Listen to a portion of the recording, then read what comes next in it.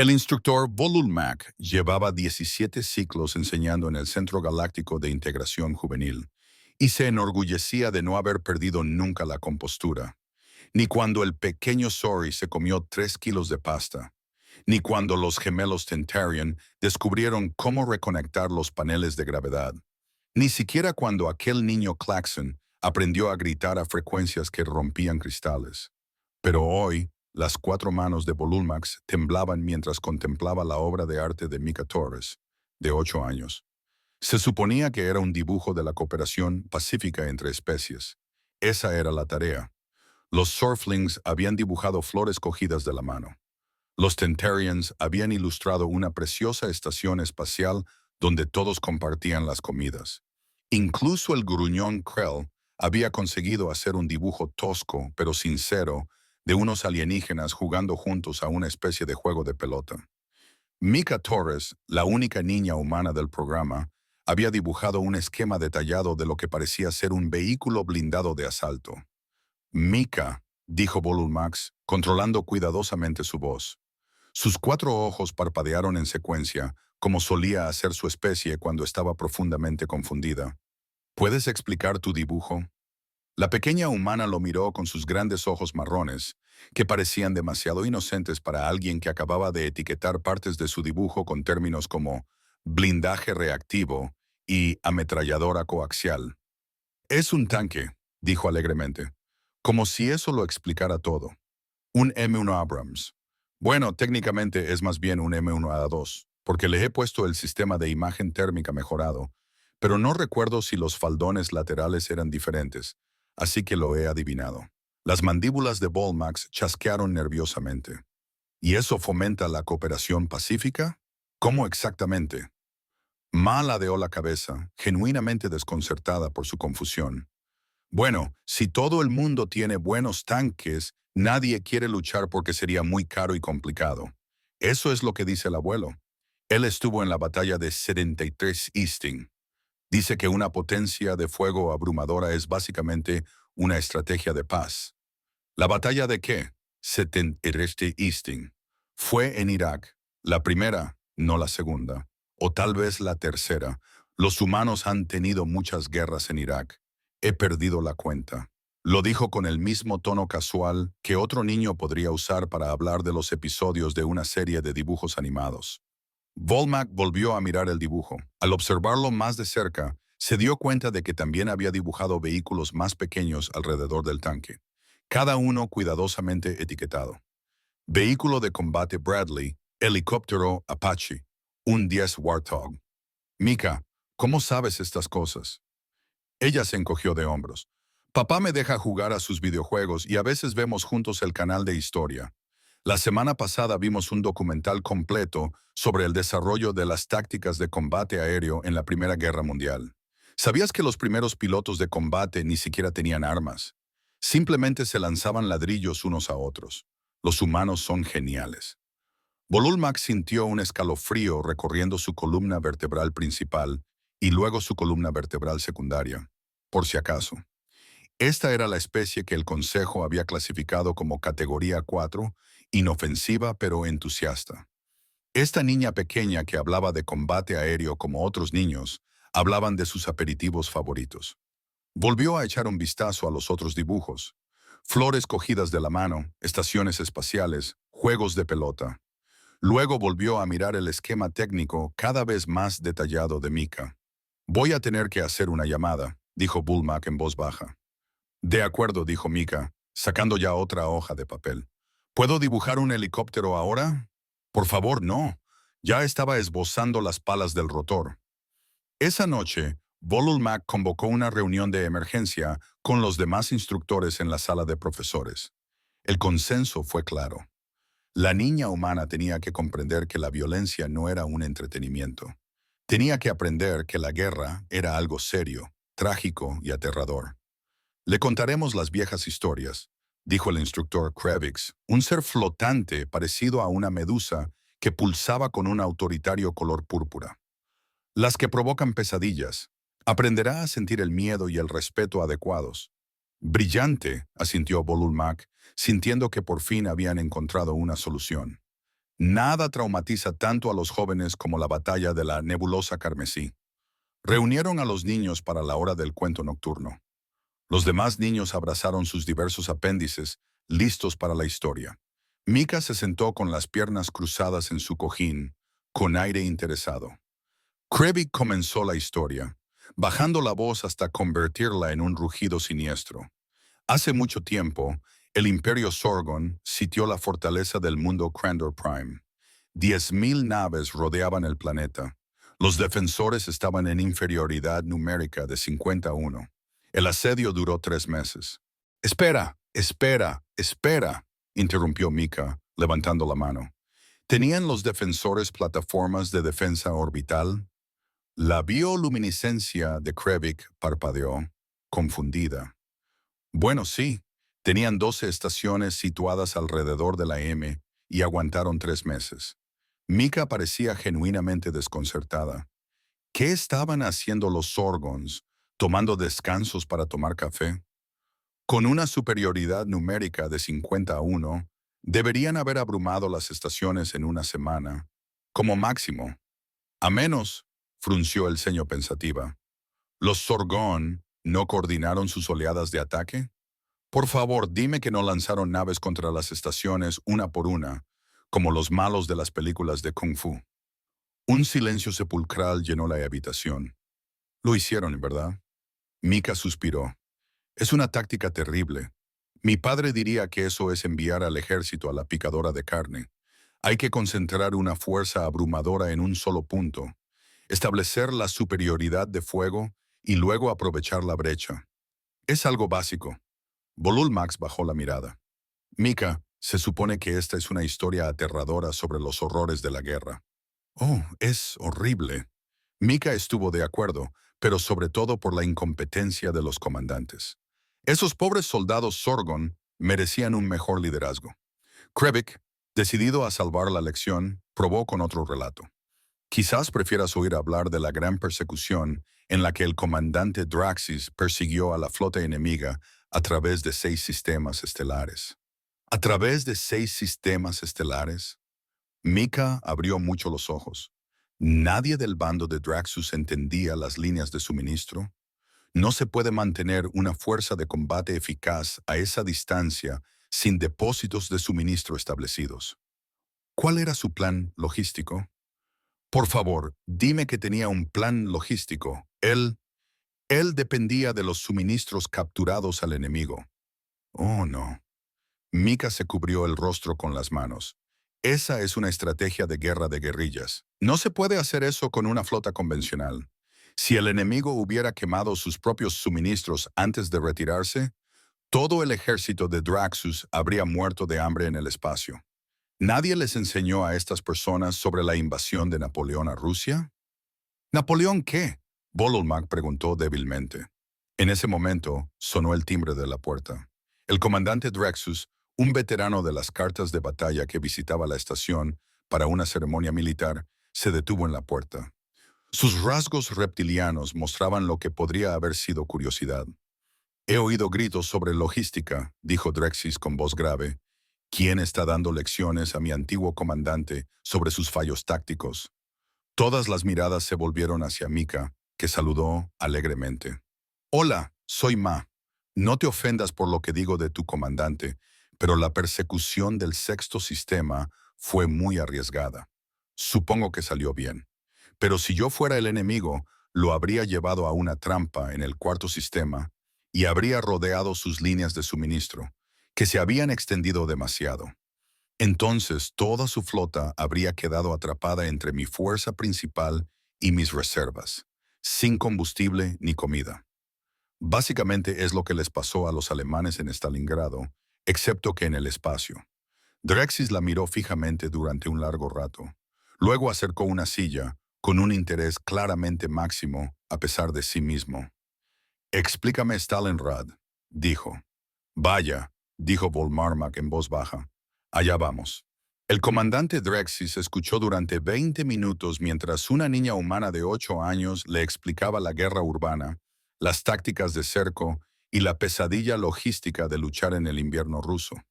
No dijo nada, con una expresión indescifrable tras sus rasgos escamosos.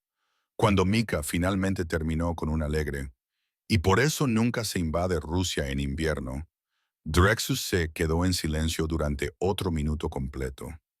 «Eres una niña», dijo finalmente. «Sí», confirmó Mika. «¿Y cómo sabes eso?» «Principalmente por el canal History Channel y los videojuegos». «Ah, y de los libros de papá. Tiene una estantería entera sobre la Segunda Guerra Mundial. Esa es la segunda. La primera también era muy mala, pero la segunda tenía más tanques». La cola de Drexus se movió, lo que Volmag reconoció como una señal de profunda reflexión en su especie. «Tengo un escenario para ti. Un problema teórico que ha desconcertado a los estrategas militares durante generaciones». «Oh, qué divertido», dijo Mika, sentándose más erguida. Volmag quiso intervenir para detener lo que fuera a suceder, pero sus cuerdas vocales parecían haber dejado de funcionar. Drexus abrió una pantalla holográfica. «La defensa de la estación Terminus. Quizás hayas oído hablar de ella en tus clases de integración. ¿Aquella en la que todos murieron heroicamente?», preguntó Mika. «Sí, 10.000 defensores contra 1 millón de atacantes. Resistieron durante 3 días antes de ser abrumados. Se considera la mayor resistencia final de la historia galáctica». La voz de Drexus transmitía reverencia. «Durante siglos, los estudiosos militares han analizado esta batalla. Los defensores actuaron de forma óptima dadas las circunstancias. Se enseña como ejemplo de guerra defensiva perfecta». «De acuerdo», dijo Mika. «¿Cuál es el escenario? Si fueras el comandante defensor, ¿qué habrías hecho de forma diferente?». Mika miró la pantalla holográfica de la estación Terminus, girándola con sus pequeñas manos. Amplió varias secciones, examinó la ubicación de las defensas y comprobó los vectores de aproximación. Los demás niños se habían aburrido hacía tiempo y se habían marchado. Los instructores observaban con horror y fascinación. «¿Puedo dibujar sobre esto?», preguntó Mika. Drexus asintió. Mika cogió un lápiz óptico y empezó a marcar la pantalla. «Bien, primer problema. Tienes tu centro de mando aquí, en el centro geográfico de la estación. Es el lugar más obvio para colocarlo. Yo lo trasladaría aquí, a este sector de mantenimiento, que parece un cruce aleatorio. Es un objetivo mucho menos obvio». Continuó sin pausa. «Segundo, has distribuido tus armas defensivas de forma uniforme. Es bonito, pero ineficaz. Estás desperdiciando campos de fuego superpuestos. Yo las agruparía aquí, aquí y aquí, creando 3 zonas de ataque con apoyo mutuo. Obliga a los atacantes a entrar en estas vías de acceso». Drexus se inclinó hacia adelante. «Tercero, y este es el más importante, has mantenido a todos tus defensores en la estación. Eso es una mentalidad de asedio. Con 1 millón de atacantes, no vas a ganar una batalla defensiva. Tienes que pensar en el ataque». Trazó unas líneas rápidas que se extendían desde la estación. «Coge tus naves más rápidas, quizá 2.000 de tus hombres, y envíalos a hostigar la logística enemiga, no para ganar batallas, solo para que se preocupen. Oblígalos a dedicar naves a tareas de vigilancia. Cada nave que vigila los suministros es una nave que no te ataca. Eso dejaría la estación con solo 8.000 defensores», dijo Drexus lentamente. «Sí, pero el 1 millón de atacantes ahora tiene que lidiar con asaltantes detrás de sus líneas. Se están canalizando hacia tus zonas de ataque en lugar de distribuir su ataque de manera uniforme. Y sus comandantes están bombardeando el edificio equivocado porque creen que es allí donde te escondes». Mika se encogió de hombros. «Probablemente acabarías perdiendo de todos modos, porque 1 millón contra 10.000 son unas probabilidades muy malas. Pero aguantarías mucho más de 3 días, tal vez semanas, y te llevarías por delante a muchos más de ellos». Añadió una marca más. «Ah, y yo prepararía toda la estación para que explotara una vez que evacuáramos a las naves. Si vamos a perder de todos modos, más vale que eliminemos una parte de su fuerza de invasión al salir. Tierra quemada o espacio quemado, supongo». La sala estaba en absoluto silencio. Drexis miró fijamente el holograma marcado, con su mente entrenada para el combate, analizando las implicaciones. Los instructores miraron a Mika, que tarareaba suavemente y parecía satisfecha consigo misma. ¿Cuántos años tienes?, preguntó Drexus en voz baja. 8 3/4, respondió Mika. Los 3/4 son importantes. Claro, se dijo Drexus. Por supuesto que lo son. Se levantó, con la decisión claramente tomada. Tengo que hacer una llamada. Eso es lo que dijo también el instructor Volmack, observó Mika. ¿Me meteré en problemas por hacer muchas llamadas? No, niña, dijo Drexis con voz distante. No creo que problemas sea la palabra adecuada. El comandante Drexus no perdió tiempo. En menos de una hora, había organizado una videoconferencia de emergencia con el Consejo Militar Galáctico. Volulmak intentó protestar por algo relacionado con los canales adecuados y los formularios de permiso de los padres, pero Drexis simplemente pasó junto a él como si fuera un mueble. Ahora Mika estaba sentada en una sala de conferencias que era demasiado grande para ella. Sus piernas colgaban de una silla diseñada para especies que duplicaban su tamaño. Frente a ella había una pantalla holográfica en la que aparecían 12 alienígenas de aspecto muy importante. Tenían títulos como Almirante Supremo y Gran Supervisor Estratégico. Parecían tomarse a sí mismos muy en serio. «¿Esta es la niña humana? ¿Esta es la niña humana?», preguntó el gran almirante Thexalor, un ser que parecía un cerebro flotante dentro de un traje de contención. Su voz rezumaba escepticismo. «Sí, gran almirante», confirmó Drexus. «Mika Torres, 8 años y 8 meses y medio», corrigió Mika amablemente. «Al parecer, los 3 meses y medio son importantes», añadió Drexus con lo que podría haber sido un ligero toque de diversión.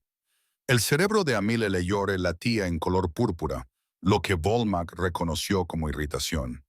«Comandante Drexus, nos has sacado de una reunión estratégica crucial para hablar con una niña humana que garabateaba en un holograma. Ella rediseñó la terminal de la estación defensiva en 5 minutos, señor». Eso llamó su atención. La conversación informal entre los miembros del consejo se detuvo de inmediato.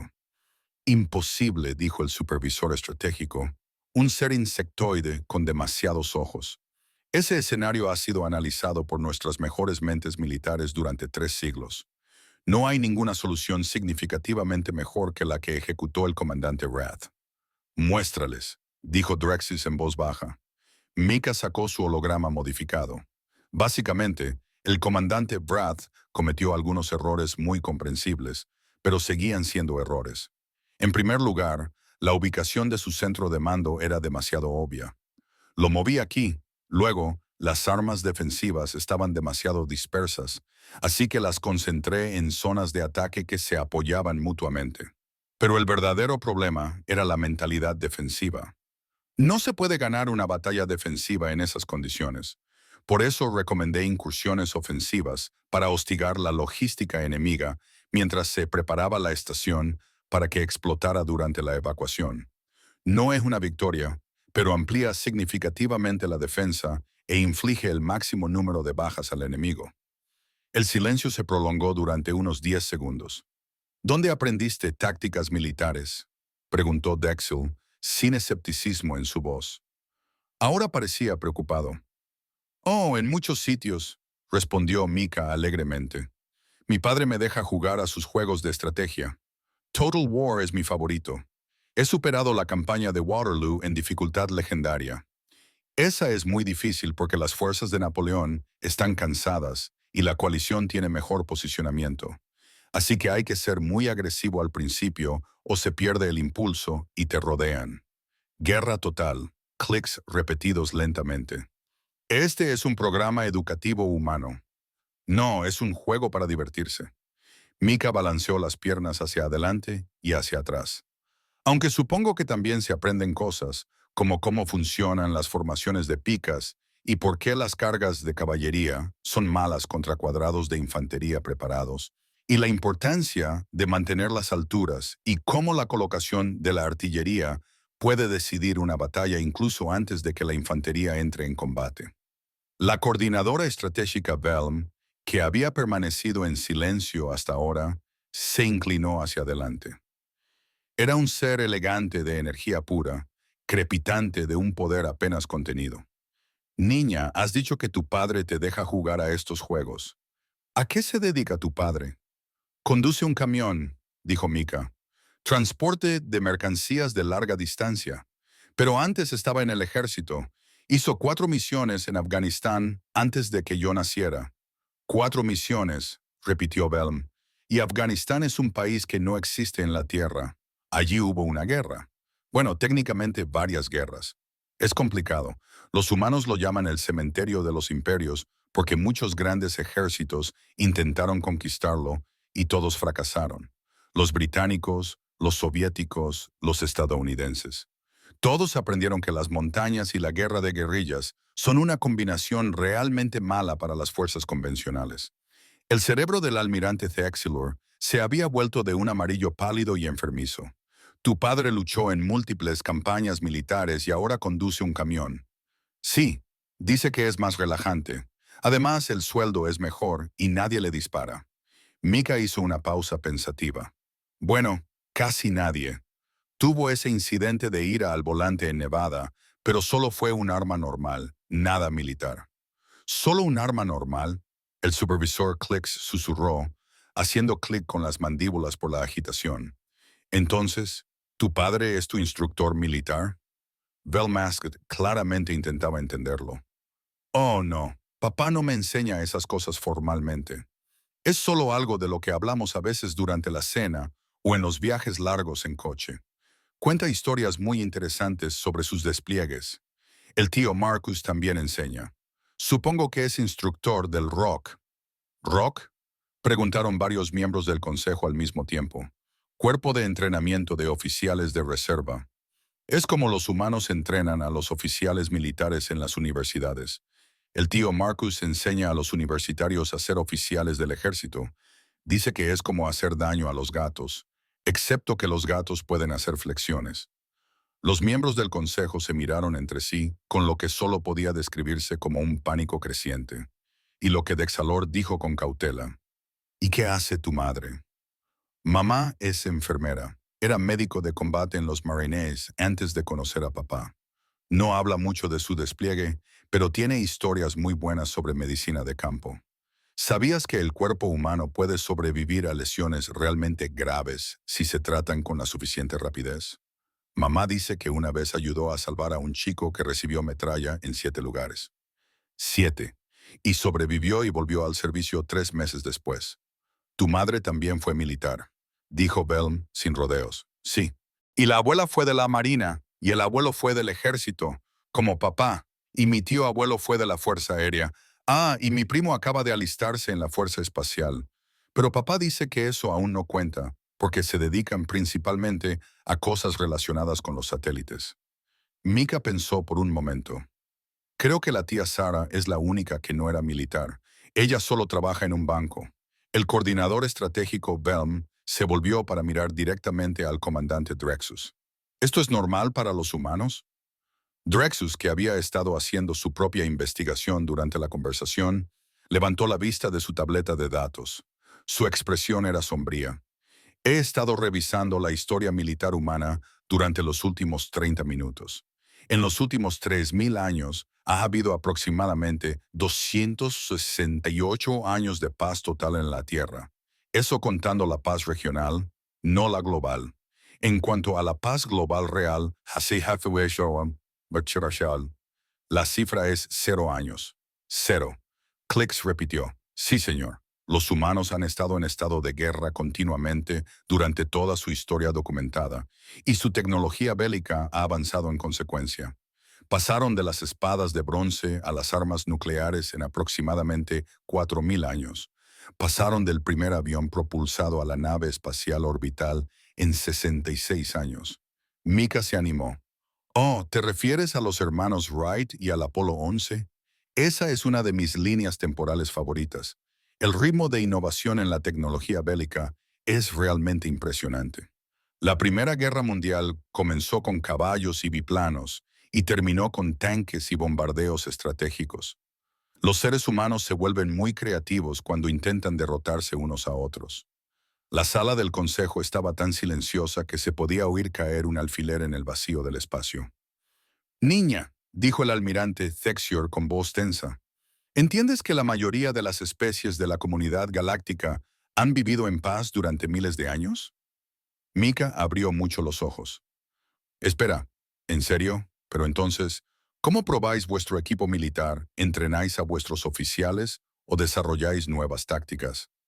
Usamos simulaciones, dijo Bellum con cautela. Solo simulaciones. Pero las simulaciones no pueden tener en cuenta todas las variables. Nada te enseña como la experiencia real en combate. Por eso las academias militares estudian batallas históricas. Se necesitan datos reales. Mika parecía genuinamente preocupada por ellos. ¿Qué pasa si os ataca a alguien agresivo? ¿Tenéis planes de contingencia, procedimientos de movilización, una reserva estratégica? Tenemos la flota de defensa galáctica, dijo Click a la defensiva. Vale, pero ¿cuándo fue la última vez que vieron combate real? Los miembros del consejo se miraron entre sí. Hace 1700 años, admitió Theexor en voz baja. La incursión de Kryn. La expresión de Mika era la imagen perfecta del horror cortés. Vuestro ejército no ha librado una guerra real en 1700 años. Hemos logrado una coexistencia pacífica, dijo Bem, pero ahora parecía insegura. Eso es estupendo. De verdad, la paz es buena, dijo Mika con cautela, en un tono que intentaba no ofender a sus mayores. Pero habéis perdido vuestro conocimiento institucional. Vuestros oficiales no tienen experiencia en combate. Vuestras tácticas no han sido probadas. Vuestro equipo no ha sido probado en condiciones reales de campo. Hizo una pausa. Si alguien os atacara como una amenaza de igual a igual, estaríais en un gran aprieto. Las pantallas holográficas parpadearon mientras los miembros del consejo procesaban esta información. El comandante Drexis carraspeó. Hay una cosa más que el consejo debería saber. Abrió una nueva pantalla. Hice que mi personal investigara la infraestructura militar humana. Tienen algo llamado Departamento de Defensa. Emplea a aproximadamente 3 millones de personas en servicio activo, reservas y puestos civiles.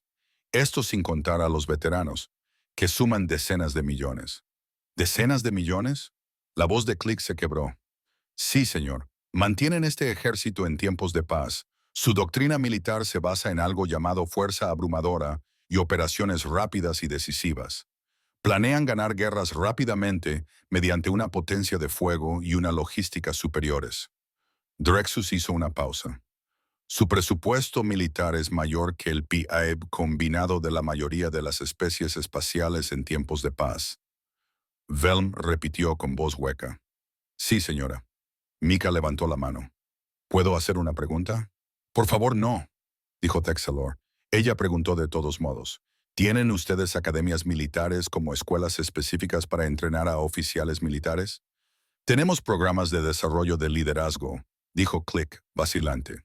Los humanos tienen West Point, Annapolis, la Academia de la Fuerza Aérea, Sandhurst, Saint Cyr, y esas son solo las más famosas. Cada rama militar tiene múltiples escuelas para diferentes especializaciones. Guerra de tanques, operaciones navales, combate aéreo, operaciones especiales, guerra cibernética, operaciones espaciales. Mika contó con los dedos. Y escuelas de Estado Mayor para oficiales superiores y escuelas de guerra para planificación estratégica. Lo entendemos, interrumpió Texelor. Los humanos se toman muy en serio la educación militar. Bueno, sí, porque si vas a la guerra, probablemente deberías saber lo que estás haciendo. De lo contrario, muere gente. Las buenas tácticas salvan vidas. Lo dijo con la sincera certeza de una niña que repite algo que le han enseñado. Eso es lo que siempre dice el abuelo. Se enfada mucho con las películas que muestran tácticas estúpidas porque dice que los soldados de verdad se merecen algo mejor. El coordinador estratégico Velm miró al comandante Drexus. ¿Cómo son los profesionales militares humanos si este es el nivel de conocimiento de sus hijos? Drexus abrió otro archivo. Tengo acceso a algunas publicaciones militares humanas. Su escuela de Estado Mayor produce documentos sobre operaciones avanzadas de armas combinadas, guerra multidominio, logística expedicionaria, guerra centrada en redes. Se desplazó por la lista. La mayor parte supera con creces nuestra teoría militar actual. Probablemente sea material de la Rand Corporation, sugirió Mika amablemente. Son un grupo de expertos que estudia la guerra. Papá tiene algunos de sus libros. Son muy densos, pero muy interesantes. Hay organizaciones civiles que estudian la guerra, dijo Click con voz hueca. Claro, muchas. Rand, la Escuela de Guerra, el Instituto para el Estudio de la Guerra, todos los contratistas de defensa. Los humanos piensan mucho en la guerra. Mika balanceó las piernas alegremente. Es algo que nos caracteriza. El consejo permaneció en silencio, atónito. Finalmente, el almirante Thex-Seore tomó la palabra. Señorita Torres, gracias por su tiempo. Ha sido muy instructivo. De nada, ha sido divertido. ¿Quieren que les explique la guerra con portaaviones? ¿O quizá la teoría del bombardeo estratégico?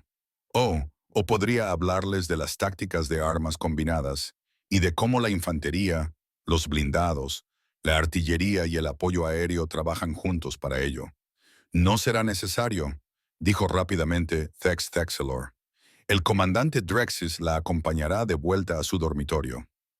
De acuerdo. Mika saltó de la silla. Adiós. Oh, esperen, una cosa más. Probablemente deberías estudiar historia humana si te preocupan los asuntos militares. Tenemos muy buena documentación.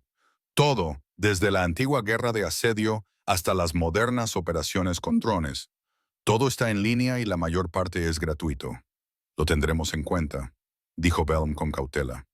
Mientras Drexus acompañaba a Mika fuera de la sala de conferencias, la conexión holográfica permaneció activa. Volmak observó cómo las mentes militares más poderosas de la comunidad galáctica permanecían sentadas en un silencio horrorizado. Entonces, dijo finalmente el supervisor Clicks, esa era una niña humana. Una niña humana normal de una familia militar estándar. Sí, confirmó Dexilor, y hay miles de millones de humanos. Sí, y han estado perfeccionando la guerra durante toda su existencia. Sí, y sus hijos juegan a juegos de guerra para entretenerse. Sí, otro largo silencio. Propongo, coordinador estratégico, dijo Beom con cautela, que actualicemos inmediatamente la clasificación diplomática de la humanidad de la categoría 4 a la categoría 1 alfa. La categoría 1 alfa es para especies que representan una amenaza existencial para la civilización galáctica, señaló Clicks. Sí, dijo Beom. Lo sé. La votación fue unánime. El almirante Thexelor se tomó un momento para recomponerse. Su cerebro pulsó varios colores antes de decidirse por un azul resignado. Antes de proceder con la actualización de la clasificación, necesito hacer una pregunta obvia. Miró directamente al lugar donde Mika había estado sentada momentos antes. Comandante Drexus, ¿la niña sigue dentro del alcance del audio? No, señor. Está a mitad del pasillo preguntándome sobre las diferencias entre los cañones de riel y los cañones de bobina. Por supuesto que sí. El cerebro de Thexelor parpadeó. Muy bien, consejo. Tenemos que discutir el alcance real de este asunto. La señorita Torres indicó que la participación militar de su familia es normal. ¿Podemos confirmarlo? El coordinador estratégico Bell sacó los datos en su pantalla. He estado haciendo consultas a través de la red de información humana que llaman Internet. Parece que aproximadamente el 7% de la población humana actual tiene experiencia militar. Eso supone aproximadamente 800 millones de individuos con entrenamiento en combate. La cifra flotaba en el aire como un arma. 800 millones. El supervisor hizo clic lentamente. Toda la flota de defensa galáctica cuenta con 2 millones de efectivos. Y lo que es peor, continuó Bellum, con su campo de energía atenuándose por lo que podría haber sido temor. El servicio militar humano es voluntario en la mayoría de sus naciones. No hay reclutamiento obligatorio. Estos 800 millones de personas eligieron alistarse. Espere, dijo el miembro del Consejo Bront, un ser cristalino que había permanecido en silencio hasta ese momento. Si solo el 7% presta servicio y es voluntario, ¿qué hacen el resto? Viven una vida civil normal, dijo Bell. Pero aquí está la parte preocupante. El conocimiento militar humano no se limita al personal militar. Sus medios de entretenimiento están llenos de contenido militar. Los juegos de sus hijos enseñan pensamiento táctico. Sus sistemas educativos incluyen la historia militar como parte del plan de estudios estándar. Sus medios de comunicación cubren las operaciones militares con detalle. Tienen canales de televisión enteros dedicados a la historia militar. El canal History Channel añadió Drexus desde su conexión de audio. La señorita Torres lo mencionó. Lo busqué. Es un programa de entretenimiento sobre la guerra. Millones de humanos lo ven voluntariamente. El almirante Thiexiler palideció. Sus civiles estudian la guerra por diversión. Sí, señor, y no se trata solo de un consumo pasivo. Los humanos tienen foros en línea donde debaten tácticas históricas, realizan simulaciones, escriben artículos académicos por diversión. Hay civiles humanos sin experiencia militar que pueden discutir operaciones logísticas en detalle porque les resulta interesante. El miembro del Consejo Bront hizo un sonido como de rocas chirriando. ¿Qué hay de su ejército real, sus profesionales? Si los niños y los camioneros tienen tantos conocimientos, ¿cómo serán sus guerreros? Drexis abrió un nuevo archivo. Accedía a algunas publicaciones militares humanas. Con todo respeto, consejo, no creo que quieran saberlo. Díganoslo de todos modos, dijo con cansancio. La doctrina militar humana se basa en lo que ellos llaman dominio de espectro completo. No planean ganar batallas, planean controlar la tierra, el mar, el aire, el espacio y el ciberespacio simultáneamente. Tienen armas que pueden atacar cualquier lugar de su planeta en una hora. Tienen aviones que no pueden ser detectados. Tienen barcos con suficiente potencia de fuego como para arrasar un continente. Y clasifican todo esto como guerra convencional. ¿Convencional? Chocó Clicks las mandíbulas. ¿Qué demonios consideran no convencional? ¿Armas nucleares, biológicas y químicas? Dijo Drexis en voz baja. Inventaron las armas nucleares hace 80 años. Fabricaron suficientes como para destruir sus propios planetas varias veces. Luego firmaron tratados para reducir los arsenales porque decidieron que la destrucción mutua asegurada se estaba volviendo cara. La sala del consejo estaba en silencio, salvo por el zumbido de los proyectores holográficos. Construyeron armas capaces de destruir planetas y su principal preocupación era el coste, dijo Bellum con tono seco. Sí, señora, los tratados siguen en vigor. Las estimaciones actuales sugieren que los humanos mantienen aproximadamente 13.000 armas nucleares en diversos estados de preparación. Esta es la cifra reducida. Antes tenían más. La estructura del miembro del Consejo, Braun Crystalline, vibraba por la agitación. ¿Cómo es posible que su planeta siga habitado? Tienen algo llamado teoría de la disuasión. Drexus explicó que si todo el mundo tiene armas capaces de destruir planetas, nadie las utiliza porque sería un suicidio. Así que las mantienen como seguro y luchan sus guerras con armas convencionales. Eso es una locura, dijo Click. Eso es humano, corrigió Drexis. Y, al parecer, funciona. No han tenido una guerra nuclear. Han tenido varias guerras no nucleares, pero ninguna nuclear. Varias guerras no nucleares, repitió Dexilor. ¿Cuántas son varias?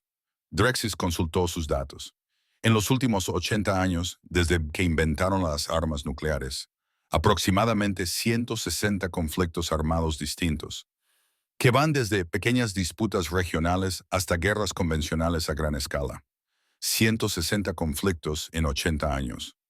Vellum calculó que eso supone una media de 2 guerras al año, a pesar de poseer armas capaces de destruir planetas que acordaron no utilizar. Sí, señora. El coordinador estratégico Vellum se dirigió a todo el consejo. ¿Tenemos alguna información sobre las unidades de élite de las Fuerzas de Operaciones Especiales Humanas? ¿Por qué quieres saber eso?, preguntó Bront. Porque si sus soldados medios son tan capaces, me aterra saber de lo que son capaces sus guerreros de élite. Drexis dudó. Tengo alguna información. Es incompleta porque gran parte está clasificada por los gobiernos humanos. Pero lo que está disponible públicamente es lo suficientemente inquietante. Tienen unidades llamadas Navy SEALs, Special Air Service, Spetsnaz, Delta Force y muchas otras. Estas unidades se someten a un entrenamiento que se consideraría tortura según los estándares galácticos. La tasa de desgaste de algunos programas supera el 75%.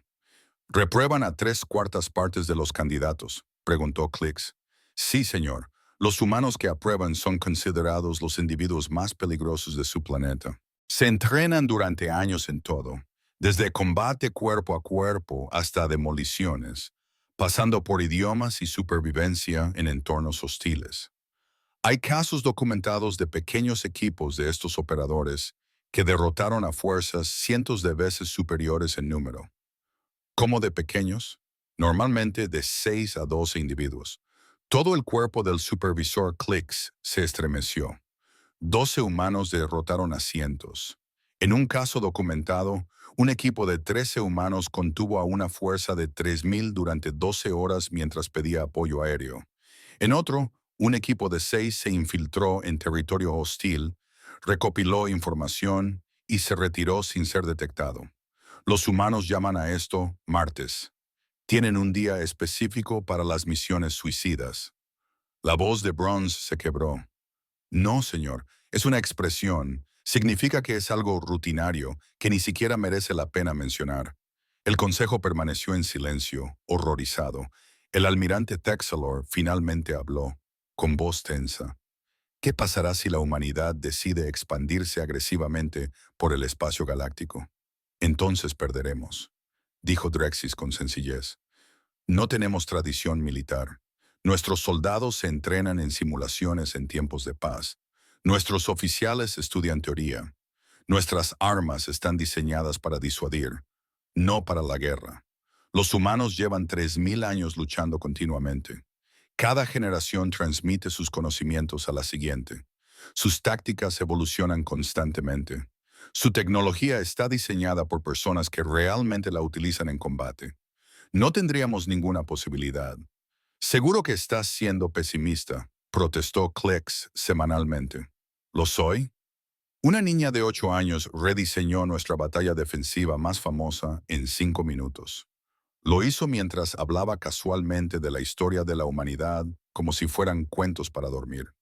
Y ella no es especial, solo es una niña que ve la televisión con su padre. Drexis hizo una pausa.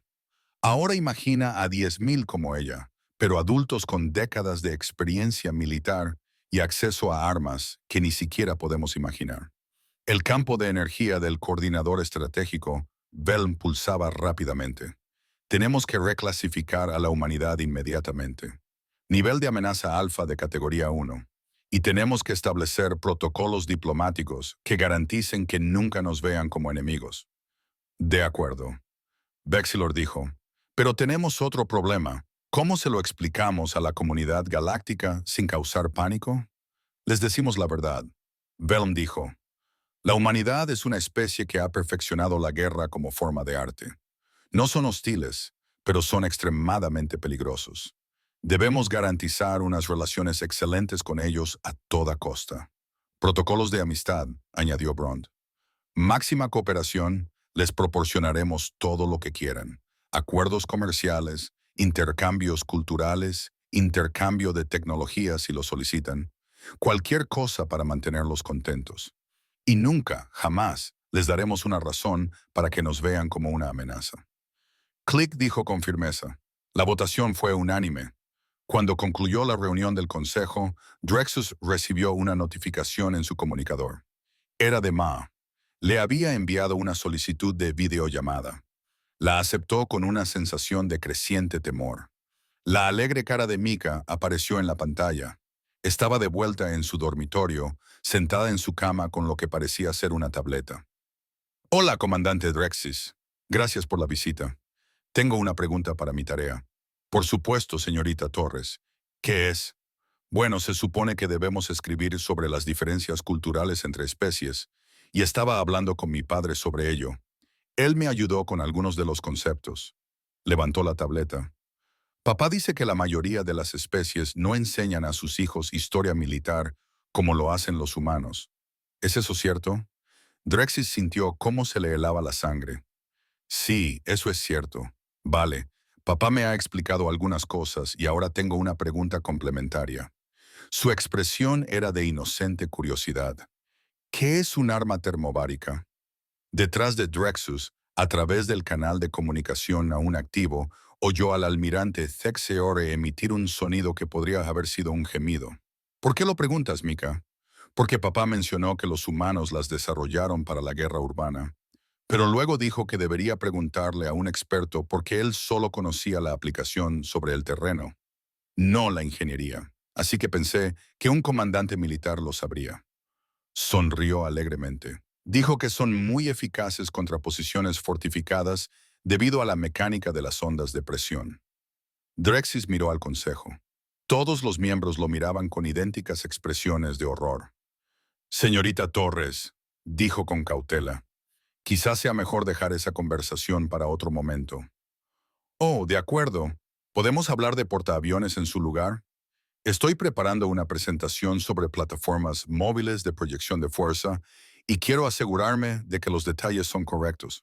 Tú estás preparando una presentación escolar sobre portaaviones. Sí, para mi clase de estudios de integración, pensé en explicar cómo los humanos mueven el poder militar a través de los océanos. Es realmente genial. ¿Sabías que un solo grupo de combate de portaaviones tiene más potencia de fuego que todos los ejércitos de algunos condados? El cerebro del almirante Texalor había adquirido un color que Drexus nunca había visto antes. Podría haber sido desesperación. Eso es muy laborioso por tu parte, Mika. Drexus se las arregló. Estoy seguro de que tu presentación será muy educativa. Gracias. De acuerdo, te dejo. Adiós. La pantalla se oscureció. La sala del consejo permaneció en silencio durante 30 segundos. Cambio de planes, dijo el almirante Thexor con voz hueca. Actualiza a la humanidad a la categoría cero.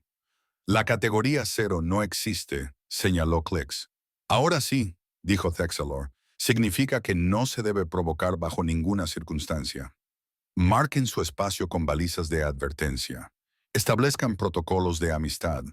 Y que alguien empiece a redactar un tratado que garantice la paz permanente entre la humanidad y la comunidad galáctica. ¿Qué debería decir el tratado? Preguntó Belm. No me importa. Solo asegúrense de que contenga muchas veces la palabra amigos. La votación volvió a ser unánime. 3 días después, el instructor Bolulmak observaba a Mika colorear alegremente en su pupitre, tarareando una melodía que no reconocía. Los demás niños jugaban cerca, sin saber que su compañera humana había provocado por sí sola una crisis diplomática que abarcaba 6 sectores. El comandante Drexis apareció en la puerta. Señorita Torres, ¿le gustaría visitar el Museo Militar Orbital este fin de semana? Como agradecimiento por su consulta.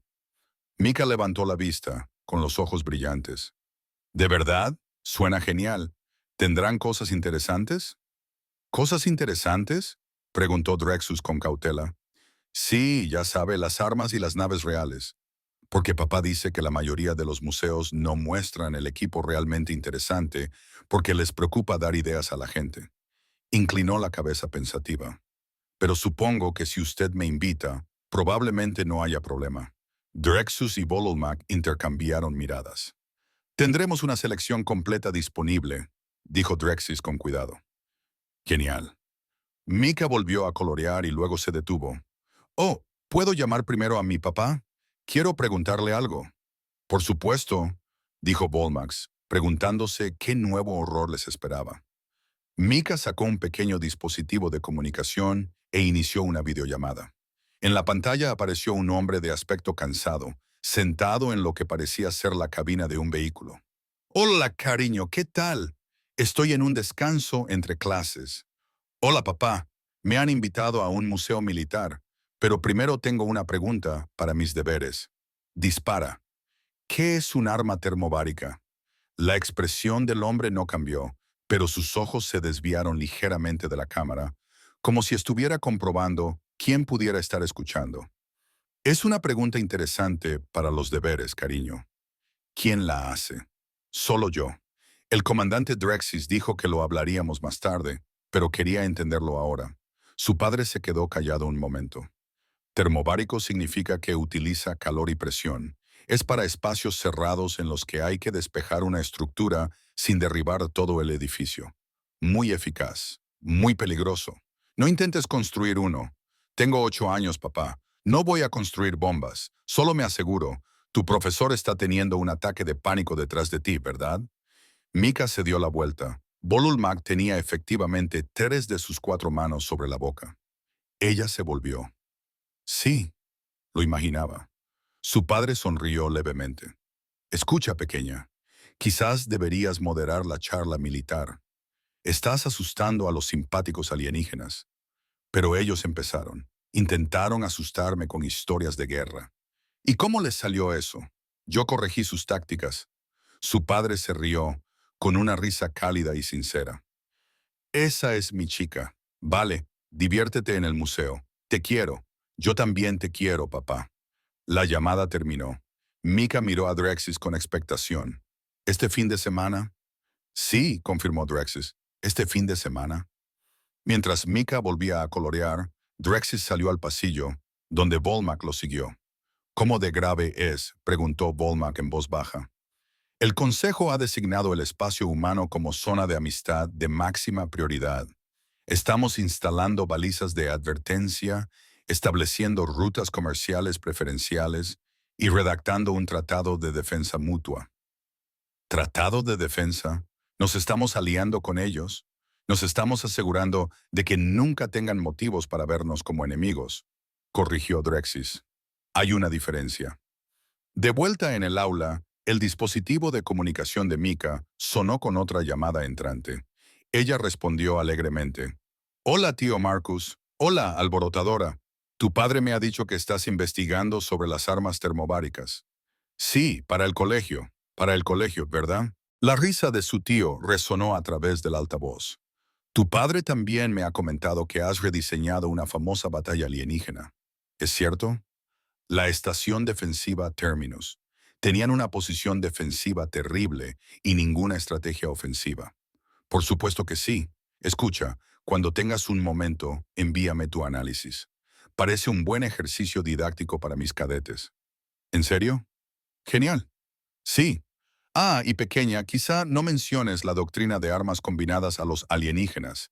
Al parecer, su ejército no la utiliza y no queremos provocarles una crisis existencial. Demasiado tarde, dijo Mika. Creo que ya lo he hecho, añade un chico. Quiero decir, añade una chica. Vale, ve a hacer los deberes. Y recuerda, las maniobras de flanqueo siempre son la respuesta correcta, a menos que estés en un entorno urbano con líneas de visión restringidas. Aprende rápido. Vale, te quiero. Adiós. En la cámara del Consejo Galáctico, el almirante Thexore recibió una notificación de que el tráfico comercial humano había aumentado un 40% en los últimos 3 días. Las solicitudes comerciales se multiplicaban. Las misiones diplomáticas humanas expresaban su interés en los intercambios culturales. Era exactamente lo que querían, pero de alguna manera resultaba inquietante. Señor, dijo su ayudante en voz baja, hay algo que debería ver. Análisis del tráfico de Internet humano. ¿Qué pasa? Ha habido un aumento masivo en las búsquedas relacionadas con las especies galácticas, nuestras capacidades militares y nuestras posesiones territoriales. El cerebro de Dexilor pulsaba con un color amarillo enfermizo. Nos están investigando. Sí, señor, ampliamente. ¿Alguna recomendación? Sea muy amable. De vuelta en el centro de integración, Ma terminó su dibujo. Era una imagen de una nave espacial que parecía inquietantemente avanzada. La levantó con orgullo. Instructor Volulmak, ¿quiere ver mi diseño para una nave de carga mejorada? Volmak miró el dibujo. Parecía tener armas, puntos de anclaje, blindaje reforzado y lo que podrían ser plataformas de lanzamiento para naves más pequeñas. Mika, dijo con cansancio, ¿por qué tu nave de carga tiene armas? Ella lo miró como si le hubiera preguntado por qué el agua moja. Porque el espacio es peligroso, obviamente. Hay que proteger las líneas de suministro. Eso es logística básica. Drexus, que seguía de pie en la puerta, sacó su comunicador y envió un mensaje al Consejo. Recomiendo elevar la clasificación humana a categoría negativa 1. Hacer amistad a toda costa.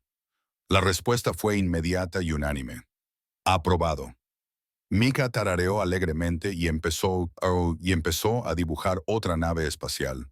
Esta parecía aún más fuertemente armada. Iba a ser un año largo en el centro de integración y en algún lugar de las cámaras del Consejo Galáctico ya estaban redactando el Tratado de Amistad Eterna y Cooperación Mutua con la humanidad. El primer borrador tenía 70 páginas y mencionaba la amistad 412 veces. Aún así, no parecía